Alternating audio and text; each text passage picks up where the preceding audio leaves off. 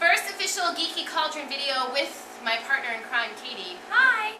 I'm drinking Raging Bitch by Flying Dog, which is pretty much accurate considering what's been going on lately on our website. We've had a lot of hits. We've been getting today. a lot of hits. A lot of angry Reddit hits, and I say welcome. Today is about an entirely different horse of an entirely different color, preferably rainbow with sparkles. Ooh. It is our 4 favorite characters each. Of all time. Each, of all time. In anything. From any medium, any world whatsoever. Starting with my beautiful sidekick. So my 4th favorite character of all time is without a doubt Ben Wyatt from Parks and Recreation. He's really geeky and really smart, and the fact that he is willing to be an accountant for an accountant agency, it's just like a level of intelligence that is just beyond me. Insurmountable. It's just beautiful, and I'm at a loss for words. He's into the things that I'm into. If I could date Ben Wyatt, if I were Leslie Knope and I could date Ben Wyatt, it would just be like true love. You know, true love. I'd go to that wedding. My number 4, Daenerys Targaryen. Daenerys Stormborn from House Targaryen. She is, by and large, the coolest female character in the Game of Thrones novels and the show. Without question. Really, a lot of the other female characters are either at the whim of men or kind of sort of crazy bitches. She's so much younger in the books than she is in the show, and the fact that she's so young and she knows who she is, and she has such a good idea of what she wants. She frees all of these slaves in the slave countries, and she could very easily worry about getting back to King's Landing and taking over the Iron Throne. She should be on the Iron Throne. It's her seat. But she realizes that she could do a lot more on a humanitarian level. She's beautiful and dangerous, and you don't really know what she's going to do next. She's strong and opinionated. She doesn't listen to the men around her, and that, to me, is a good woman. So that's number 4. Okay, my number 3 is Jeff Winger from Community. Community's had its struggles. Jeff Winger is, to me, a special kind of guy. Jeff Winger's a really geeky guy. Jordan Hill's got it. He's not the things that he wants to be. He's very embarrassed by his nerddom, if you will. And that's something that I feel like a lot of other nerds struggle with at some point. He is just weird and quirky and awkward in all the ways that we are and we love to be at this point of acceptance in our lives.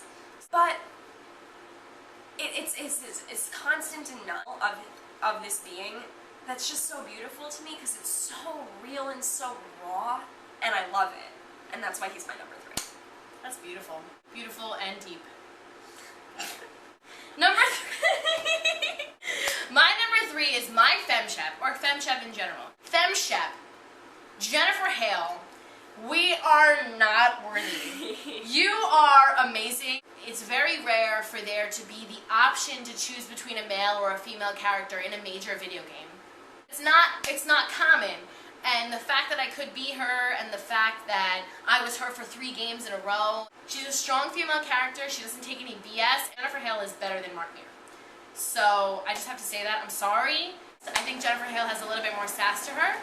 And that's just my opinion. I think she's just a better voice actress. And you can look at her IMDb and it'll prove it. Yep. So that's why femshep is, my number 3. My number 2 is Zaphod Beeblebrox. Sam Rockwell's a genius. Not to mention the fact that Sam Rockwell is a genius.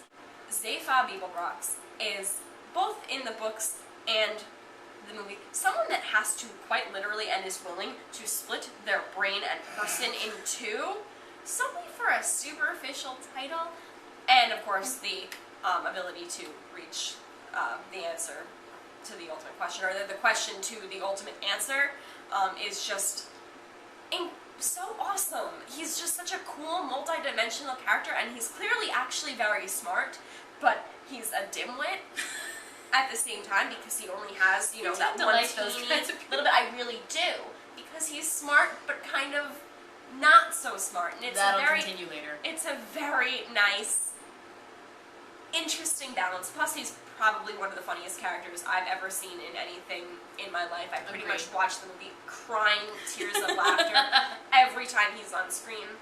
When Douglas Adams wrote him, it must have been a stroke of genius because he is quite literally is a genius. Yeah.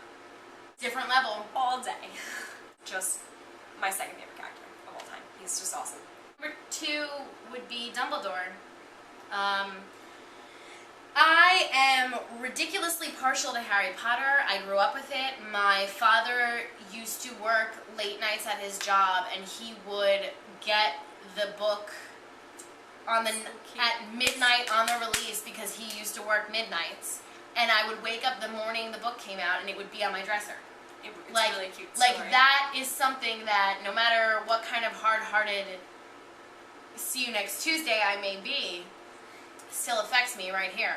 And Harry Potter was really, when I was very young, the sign that I was going to be a huge geek. Because I lived in those books. I ate breakfast reading those books. I read the 4th book so many times that my spine is broken and pages are falling out. My father took me out of school to see Goblet of Fire at the matinee on a Thursday.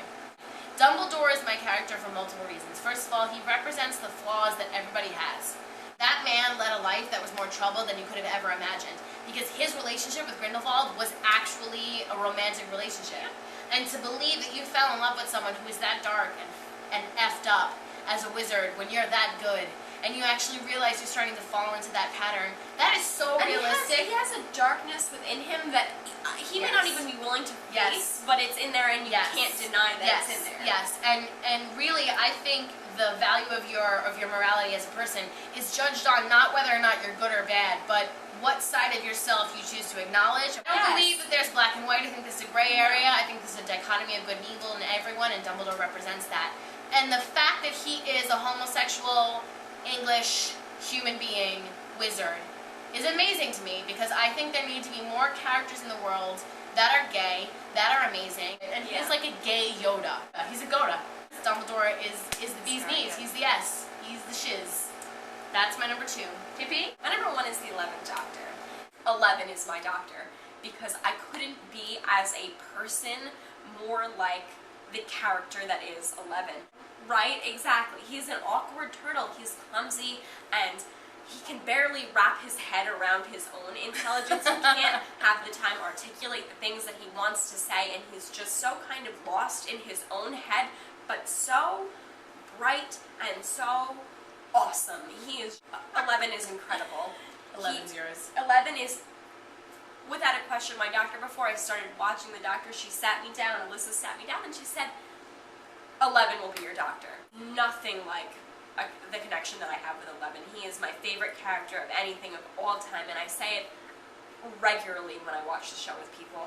He is the most charismatic and bright, both intellectually and emotionally. He's a bright person. He's sunny from deep within, even in the face of the worst shit.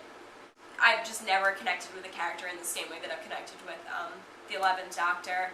My number 1 favorite character to apparently continue on with this trend, Doctor Who was introduced to me at a very late age. Having grown up on Harry Potter, having started Doctor Who late, and having watched Doctor Who to the extent where David Tennant is no longer Barty Crouch Jr., he is the 10th Doctor, that is something to me, because Harry Potter was my first big, huge, geeky love. It was the first thing that my parents really catered to. It was the first thing that I really could literally plunge myself into. The fact that David Tennant became the 10th Doctor to me is so special to me. His personality is so important to me, and in one second you could be like, oh well, we'll write him off because he looks kind of goofy, and the next second he's on his game and he just knows how to own you. I mean, the fact that David Tennant is Scottish and you had no idea. He did a fantastic British accent. He really was the Doctor, and David Tennant is a huge Doctor Who fan. Somebody who can delve into a role that they have loved for their entire life is more important to me than anything else in the world. He loves his role. He grew up with his role. If I grew up with the Tom Bakers or the Peter Davisons, you know, I'm sure they would be high up in my list, but I didn't grow up with that. You know, I started watching at 9. I got into 10 hardcore, and that's my number 1, the 10th Doctor. Number 1, LLZ.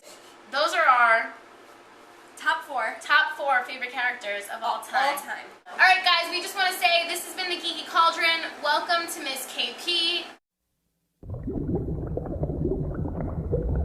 So we have to have pouring out for all my homies. I'm not going to because this is your This is my place. floor, don't do that. No boundary. Come at us if you want to fight about it.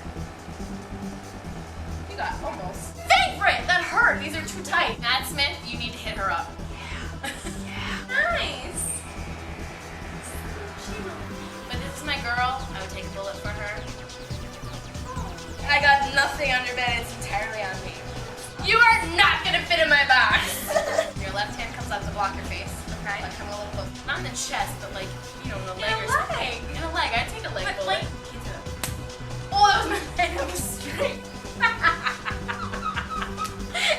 Yeah, you couldn't carry me. You dragged me by a hair that I don't have. So that would be really awkward. I would have a Tesla Roadster first. It's already making it work. Watch out. Go around. yeah, like that. I've now made myself dizzy. Nice. It tastes like cucumber. You want to talk about Neopets? Mother, after I spent all